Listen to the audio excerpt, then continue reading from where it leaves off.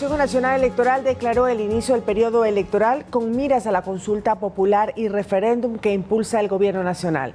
En abril los ecuatorianos retornarán a las urnas, pues se confirmó ya el calendario de los comicios. Vamos a ver.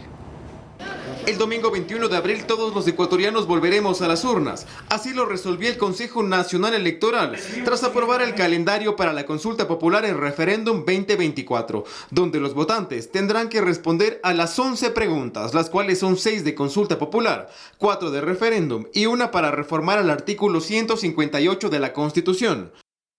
Mi voto a favor de aprobar el inicio del periodo electoral y declarar el inicio del proceso electoral para el referéndum y consulta popular 2024 a partir del 14 de febrero de 2024. De esta manera, el Consejo Nacional Electoral puede desarrollar de manera eficaz las actividades que comprenden las etapas preelectoral, electoral y postelectoral para el referéndum y consulta popular 2024. Según el calendario, el jueves 15 de febrero, el Pleno del CNE deberá aprobar el plan operativo y el plan de contingencia para el proceso electoral, además del presupuesto, que después será enviado al Ministerio de Finanzas para el respectivo desembolso, que se prevé sea poco más de 60 millones de dólares. El lunes 26 de febrero se realizará la convocatoria oficial para la consulta popular y referéndum. Dicha convocatoria se publicará en los medios de comunicación, mientras que el 28 de febrero se podrán ya inscribir las organizaciones sociales y políticas. El 6 de abril se aprobará la asignación del Fondo de Promoción Electoral para cada organización política, que podrá hacer campaña por el sí o por el no desde el 7 al 18 de marzo. El simulacro electoral será el 7 de abril y el día del sufragio será el 21 de abril. Los resultados oficiales los conoceremos el miércoles 5 de junio. Dentro del proceso también está la convocatoria a los miembros de las juntas receptoras del voto. Sobre este tema, las autoridades todavía no han confirmado si serán las mismas de las anteriores elecciones. Aún faltan cosas por definirse y ajustar detalles, pero ya es un hecho. Oficialmente se declaró el inicio del proceso electoral. Edison Saavedra, Noticias 7. Vamos a revisar entonces una a una las preguntas que usted va a encontrar en su papeleta el próximo 21 de abril. La primera es, ¿está usted de acuerdo con que las Fuerzas Armadas realicen control de armas, municiones, explosivos y accesorios permanentemente en las rutas, caminos, vías y corredores autorizados para el ingreso a los centros de rehabilitación social? Vamos a mirar la segunda pregunta que usted encontrará en las urnas y es, ¿está usted de acuerdo con que se incrementen las penas de los delitos de terrorismo y su financiación, producción y tráfico ilícito de sustancias catalogadas sujetas a fiscalización, delincuencia organizada, asesinato, sicariato, trata de personas, secuestro extorsivo, tráfico de armas, lavado de activos y actividad ilícita de recursos mineros, reformando el Código Orgánico Integral Penal conforme al anexo de la pregunta? La pregunta número 3 que usted encontrará en las papeletas es, ¿está usted de acuerdo con que las personas privadas de la libertad cumplan la totalidad de su pena dentro del Centro de Rehabilitación Social en los delitos detallados en el anexo de la pregunta, reformando el Código Orgánico Integral Penal conforme consta en el referido anexo?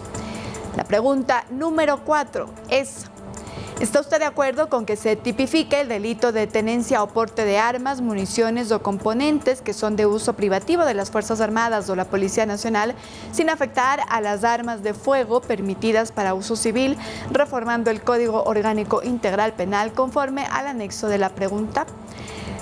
El cuestionario en su artículo 5 tendrá esta pregunta. ¿Está usted de acuerdo con que las armas o partes o piezas de explosivos, municiones o accesorios que fueron instrumentos u objeto material de un delito puedan destinarse al uso inmediato de la Policía Nacional o las Fuerzas Armadas, reformando el Código Orgánico Integral Penal conforme al anexo de la pregunta?